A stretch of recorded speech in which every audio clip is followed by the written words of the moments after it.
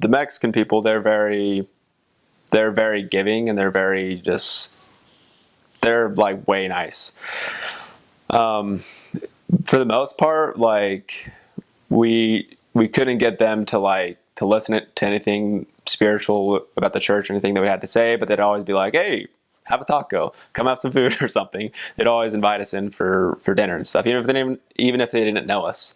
And so they're very graceful. Like if they see somebody just walk around, then they're like, "Hey, come have a Coke, come have whatever." And so they're very grateful for that. And for the most part, where I was, they didn't have much, but just complete strangers, people that they just meet, they're like, "Hey, just have as much as you want." We'll just keep giving and stuff.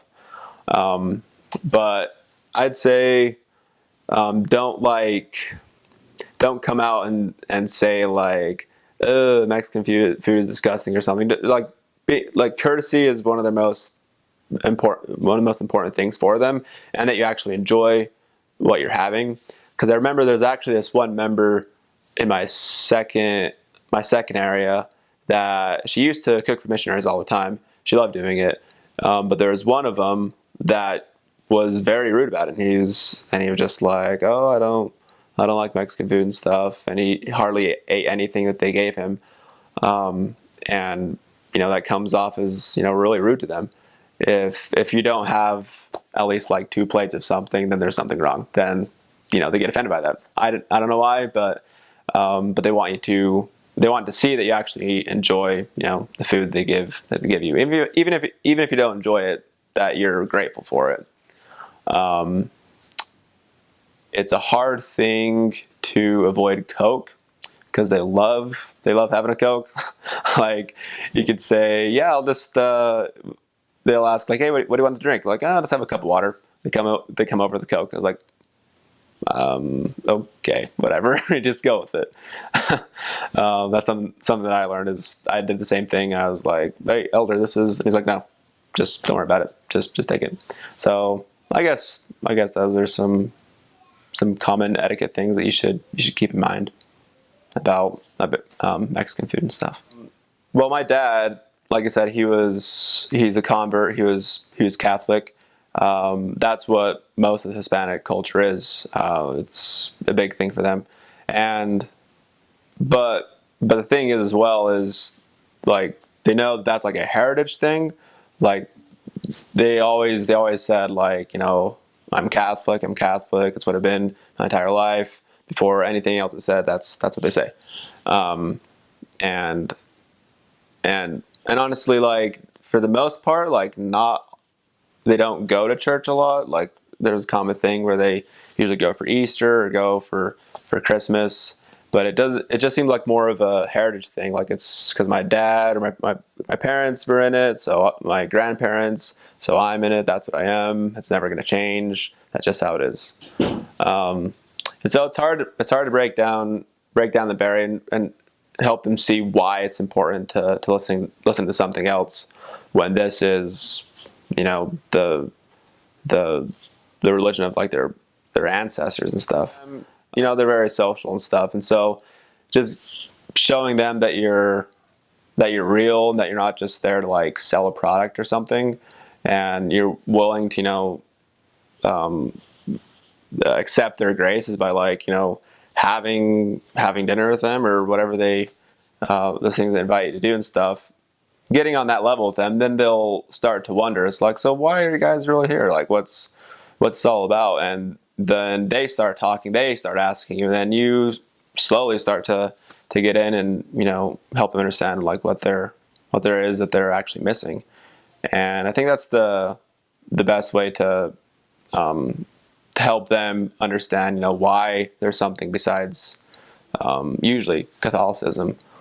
And then also obviously getting them to church is pretty hard because it's not something that they're really used to. And so helping them understand why church was important was they usually say like, I have this thing going on, like that Sunday is just my time to catch up on stuff and everything. But if we told them from our experiences what it does for us throughout the week, why church is important for us throughout the week, then they'd get curious and they'd actually that actually want to go. But in that point, I think I didn't do the best. It was hard getting them to church, honestly. So with that, I don't know how many tips I have for that, because I struggle with my entire mission. But I think those things can actually help to at least help them get some doctrine out of what you're saying and stuff.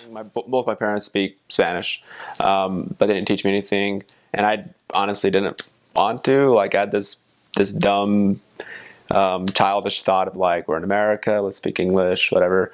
But I always had like the impression that I was going to go Spanish speaking. Like, I was like, I know I'm going Spanish speaking. All my brothers went, and I was pretty sure that I was going to go. And so I was like, once the mission comes around, then yeah, I'll do that. And yeah, my impression about it has completely changed. I don't think that anymore. Like, it's definitely useful to have in the United States. I think it's probably the most useful mission language you can learn, and still be in the United States because it's so prevalent. But yeah, I didn't know anything before. I knew how to pronounce things because my dad, he has a very thick accent even now, and so when I speak Spanish, I can have an accent when I do it. But other than that, no. Preach my gospel is an inspired thing. It's, if you follow that, then you're well on your way to being a successful missionary. And that's what I tried to figure out on my mission, was the term of success, because it seemed like at the beginning that it was all about like, hey, I got this many baptisms, hey, I got this many church, or whatever. And that's what I wasn't under the impression was. And I tried to avoid having that as my definition of a success, and I tried to figure out what success meant for me.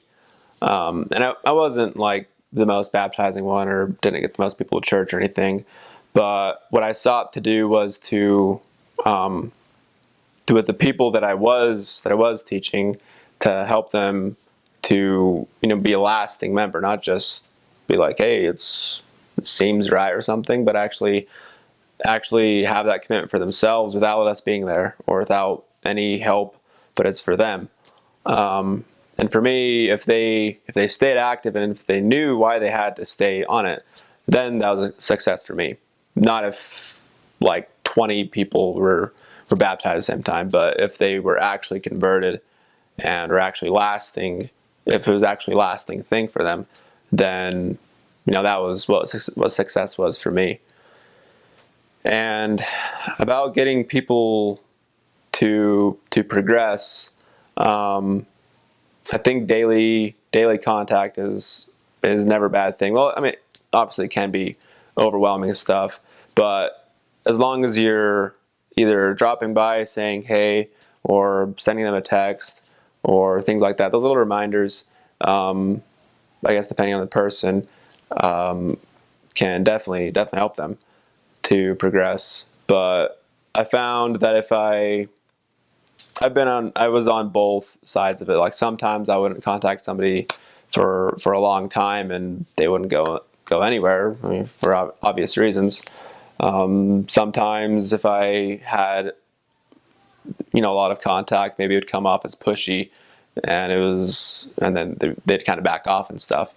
But when I found the happy medium of like, what enough contact is, then people would progress and they would actually see that we were sincere and stuff. But it's hard to find that balance of like what is pushy and what's not.